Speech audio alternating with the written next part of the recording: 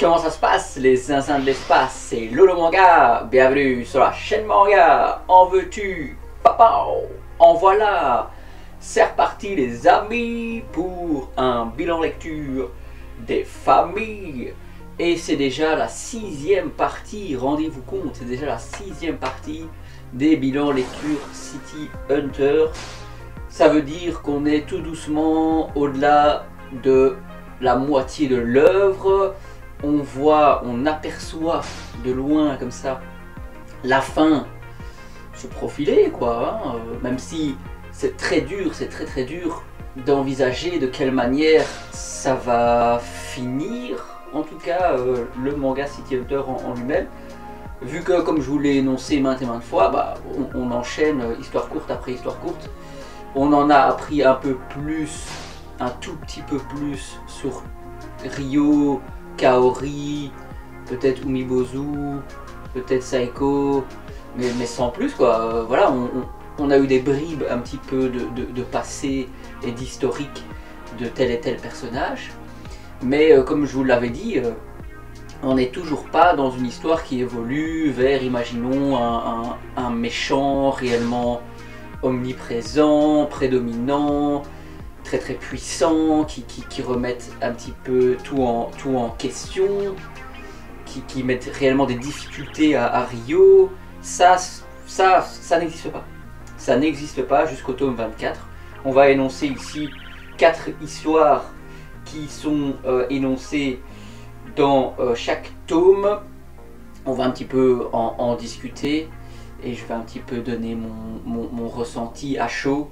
Vu que je viens hier de finir la lecture du tome 24, je lis une moyenne de 1 tome par jour. Je pense que c'est très bien, comme je l'avais déjà dit dans d'autres bilans lecture. Il y a quand même pas mal à lire, il y a des belles pages à contempler, à apprécier dans ce City Hunter.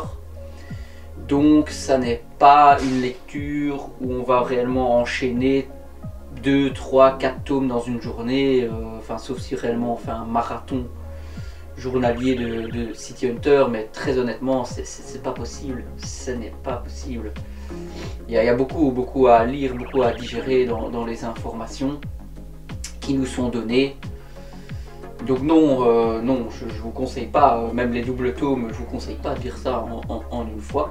C'est bien, c'est un point positif parce que, comme je l'avais aussi déjà dit, bah, on peut se permettre de lire 2-3 tomes de City Hunter, laisser passer quelques semaines, lire la suite sans réellement être très perdu, vu que chaque histoire recommence un nouveau, comment dire, chaque histoire repropose de nouvelles choses sans forcément avoir besoin des éléments précédents, pas forcément. Donc ici, bah, allons-y, le tome 21, vraiment je pense que c'est ma jaquette préférée jusqu'à présent, je sais, je dis ça chaque semaine, donc ça veut dire qu'il y a vraiment de très belles jaquettes dans ce City Hunter, mais celle-là, vraiment la Kaori qui regarde par la fenêtre, le reflet des nuages, l'espèce de blanc qui fait office de fenêtre, comme ça, c'est divin, merci, Tsukasa Oyo, merci. Et donc, bah écoutez, on voit aussi la trace d'un avion qui passe, qui fait référence à l'histoire qui nous est proposée dans ce tome 21. Vraiment, j'ai adoré cette histoire. On voit littéralement un avion qui s'écrase là où Ryo et Kaori vivent, quoi, qui s'écrase sur l'appartement de Ryo. C'est une dinguerie, c'est une folie. Et donc on découvre Shoko, c'est une pilote professionnelle qui dernièrement a de plus en plus de problèmes avec son avion, avec les avions qu'elle utilise. On découvre petit à petit qu'elle se fait en fait saboter, que quelqu'un essaye de la tuer, mais pour que ce soit discret quoi, il faut que ce soit discret, il faut que ça passe pour un petit incident technique, faut certainement pas que ça ait l'air d'un meurtre prémédité. Et donc, bah oui, étant une femme pilote, elle attise la jalousie des hommes, avec leur ego mal placé.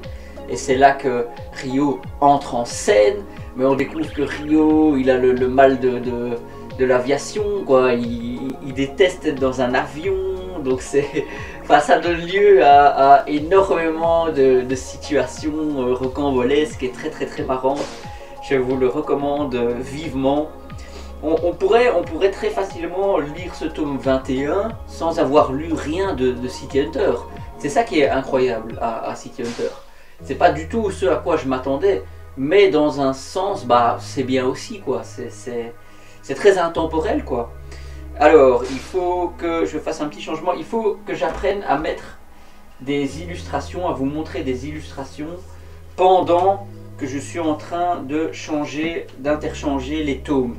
Ça, ce serait intéressant pour que vous n'ayez pas comme ça à chaque fois ce petit temps de pause au moment où je change les tomes.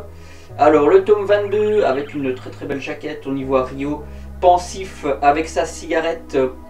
Ce tome parle de Ami, la cliente fantôme. Alors, mais qu'est-ce que c'est que cette histoire? Elle veut engager City Hunter pour protéger sa sœur qui est en proie à un meurtrier. Ami elle-même est morte. Ah bon, sa cliente qui l'engage est morte. Elle-même est morte parce qu'elle a vu, elle était là au moment où ce meurtrier a commis son crime. Donc, des suites à ça, elle se fait assassiner. On apprend qu'elle peut se réincarner dans sa sœur temporairement parce qu'elles sont sœurs jumelles, elles avaient un très très grand et fort lien.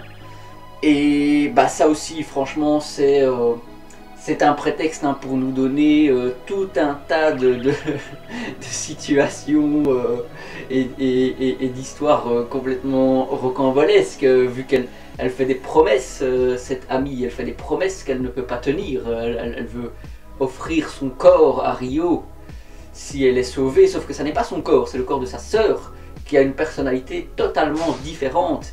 Et donc sa sœur ne croit pas un seul instant qu'elle est possédée temporairement par la jumelle, pas du tout. Donc tout ça vraiment est complètement zinzin. J'ai vraiment adoré cette histoire là. Très très très marrante et très originale pour le coup. Il faut y penser à ce scénario là, il faut vraiment y penser. Bon, bah vous vous en doutez, hein, ça finit bien. Ça finit bien et comme d'hab, bah Ryo, on ne le paye pas, si on peut dire ainsi. On ne le paye pas les amis, non, il travaille gratuitement, ça c'est pas ok, c'est pas ok. À la fin de City Hunter, il doit se faire payer par toutes ces femmes, hein, ça je vous le dis. Hein. Dans le tome 23, on voit une très très belle illustration de Kaori qui porte du maquillage. Donc on va parler de Asusa, la zoologiste qui préfère les animaux au beau mâle séduisant Mokori, qui est Ryo. Donc s'ensuit vraiment beaucoup de frustration de sa part. Il veut la séduire, il veut lui prouver qu'il est le mammifère de Minom, oui. Là on se croirait dans l'anime total, avec des voix pareilles. Et oui, c'est toute une histoire de revente d'ivoire, hein, les défenses des éléphants, de trafic malveillant qui au final est orchestré par son propre père à cette fille, mais qui se fait manipuler par des yakuza. Alors moi je dis yakuza pour dire des malfrats, c'est pas forcément des yakuza. Je sais, vous allez peut-être me reprendre là-dessus, mais c'est pas bien grave quoi.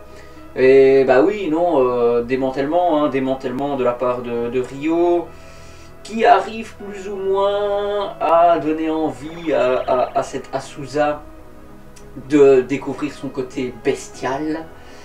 Mais ouais, encore une fois, il parvient jamais à ses fins Ryo hein, dans City Hunter, c'est assez tragique pour lui. Mais en même temps, tant mieux pour les filles, parce qu'il est vraiment détraqué, ce pauvre Ryo Saeba. Et ici, la dernière histoire, et non des moindres. Hop, je vous avais dit hein, qu'on serait un petit peu aux alentours des 10 minutes. On va essayer de rusher, enfin de faire assez vite pour la fin, pour pas que ça dure trop longtemps non plus. Le tome 24, bon, encore une très belle jaquette, qui est un petit peu dans le même goût, dans la même veine que les autres.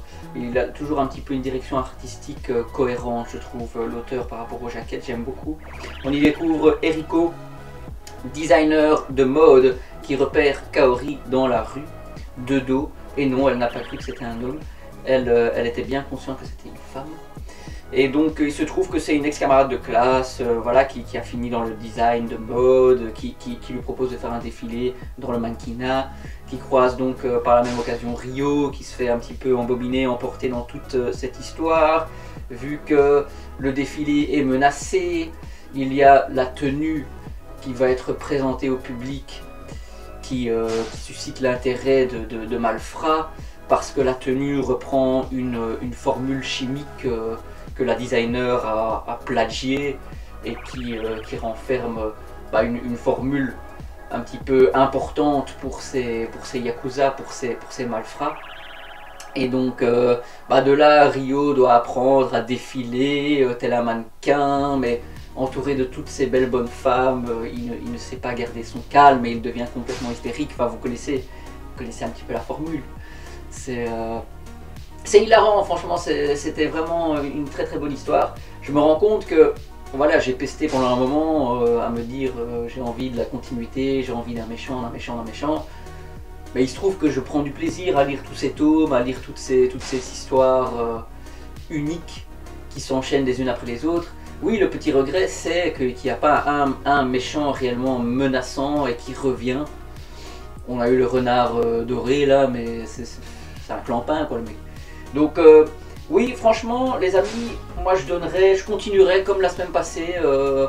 Vous pouvez aller voir le bilan lecture de la semaine passée, j'avais donné 8 sur 10. On continue avec un bon 8 sur 10. C'est une très très bonne note, c'est une très très bonne note. Quelques petits bémols, quelques petits regrets, mais rien de bien important, rien de bien déterminant. Donc, si tu as kiffé cette vidéo, mets-moi un petit like la vidéo, mon coco, un petit abonnement, ça fait toujours plaisir, merci beaucoup. Et on se dit à la prochaine sur la chaîne Lolo Manga. Allez, ciao ciao les gars.